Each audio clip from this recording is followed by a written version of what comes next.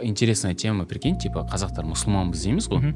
Қазақтар мұсылманбыз дейміз, бірақ 2000-ның прям ортасына дейін ба біздің не істеген исламымыз, практика жасаған исламымыздың іші тұрғанымен не ғой, тәңіренство ғой іші тұрғанымен әруақтарға сыйындық қой біз кезінде.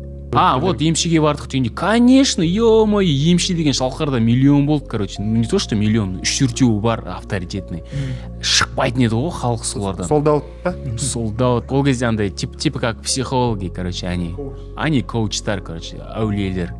Бәрі барады, сары әулие, ақ әулиелердің уақыты еще 90-ның ортасы, 90-ның соңы. Вот солдат, стадион уяқта уже. Бес шалқардамыз, сары әулие. Кәдімгі еще былай қарасаң ана.